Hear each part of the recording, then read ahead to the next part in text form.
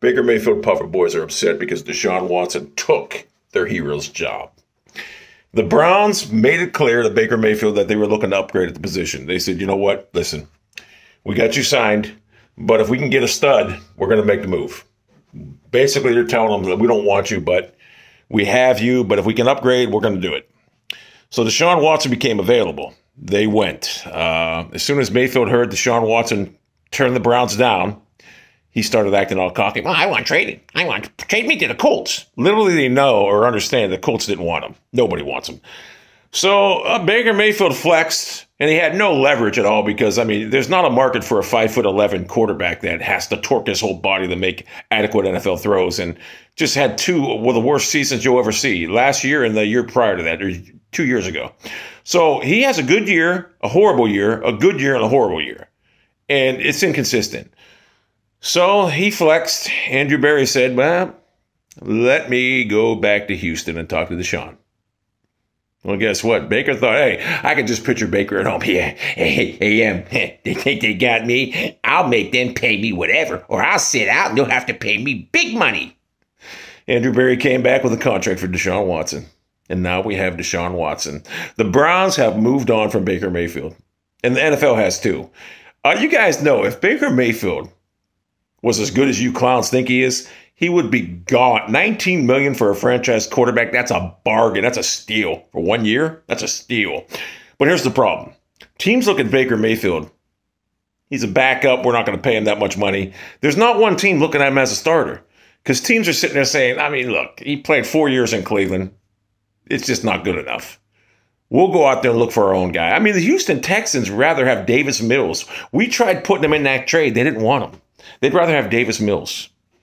Now, I'll say Mayfield's honestly, he's about the 24th best quarterback. He's not the worst. He's the top 20. He's about between 24 and 31. That's where he's at. So he's not the worst. But that being said, do you want a 24th best quarterback in the league with that type of baggage? And what I mean by that is a childlike behavior, just a cancer. Calls out the medical staff, calls out coaches, just complains, always got to be the center of attention. Kanye West rap references. I mean, it's just embarrassing. So Baker flexed, and so did Andrew Berry. And I see, hey, DeShaun only came because of all the money. I don't care. Think I care DeShaun Watson didn't want to come to Cleveland and came to Cleveland because of the money? That's fine. I know how he's going to play. That's what I do know, and I know he's a substantial upgrade over a bottom-tier quarterback. I do know he's a top-tier quarterback. Baker's a bottom tier. I do know that. And you'll see these Baker fanboys. Hey, DeShaun Watson, he quit on his team. No, he quit on the organization because they were trading away all the good players around him. I don't blame them. And if the Cleveland Browns started trading away all their talent and did the same thing to Watson, I'd expect them to do the same in Cleveland. He didn't quit on the team. The team quit on him. DeShaun Watson is unbelievable upgrade over Baker Mayfield. It's not even funny. And if he didn't have them, if he wasn't being extorted by these fucking losers, these clowns, these scumbags, if he wasn't being extorted by these scumbags, we would have probably had to give up way more for him. But thank God he was being extorted by these scumbags because we got him pretty good 3 years for 3 first rounders. And you got to understand something about first round picks. We don't need to worry about that because we have a franchise quarterback. Teams are trying to find a franchise quarterback, and they're blowing first-round picks on them anyway, so we got one now.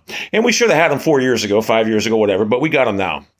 And the beauty of Berry guaranteeing the money is teams got to start guaranteeing money now. He expedited the process. This is going to happen eventually, and the Browns would have been the first one to do it. And owners can get pissed off all they want, but they're going to have to start doing it.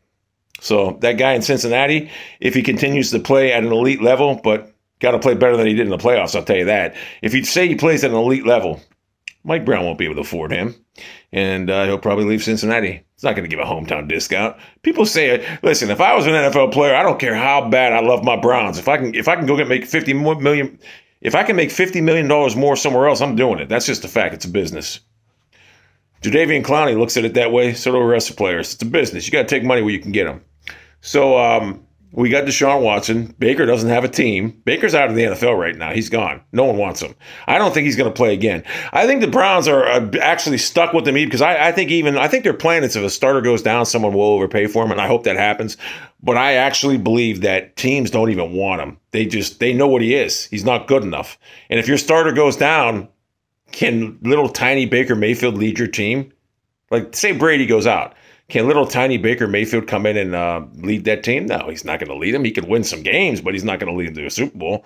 So that's what you got to look at. So the Browns might be saddled with him on the roster for the rest of the year, not playing, not dressed, whatever, but that's fine. We already made Andrew Berry's a genius with the salary cap. He already made plans for it. And Baker just won't play again in the National Football League. Just your typical Oklahoma quarterback. The next domino to fall like Baker Mayfield will be Kyler Murray. Trust me, he's horrible. Keep him in the pocket, he can't play. So, yeah, Baker flexed, and so did Andrew Berry. But when Baker flexed, his muscle got maybe a half-inch bigger. When Andrew Berry flexed, we got DeShaun Watson. That's the difference. Baker bluffed because he knew he was going to maybe hold out, but probably most likely play. And guess what? Andrew Berry didn't. So, Baker, good job bluffing, buddy boy. We got DeShaun Watson because of your actions, and I thank you for that. And your NFL career is over, Baker. You'll never play in the league again. I don't see any team wanting you. You're just not good enough. You act like you're Aaron Rodgers where you can do all this stupid stuff and get away with it. You're nobody. You're a guy that went to the playoffs and almost you're a guy that went to the playoffs and choked in the second round. You almost squandered the 35-7 lead against Pittsburgh in opening a round, which, by the way, if you watch that game, we had a 35-7 lead. We had to hold on to win because Baker almost squandered it away. So, yeah, you're a guy that threw 4 game-ending interceptions last year. Think about that. 5 in your career, or maybe 6, but you're just not good. You're an average, below average, 24th best quarterback in the league. It's not a market for 5'11", 24th best quarterbacks. So he's not terrible, but he's not good enough to where teams want to. If he was a free agent right now, he'd get the Jarvis Landry treatment, $3 or $4 million contract. That's it. And Baker don't want to accept that, but that's who he is. He's Colt McCoy, a backup quarterback.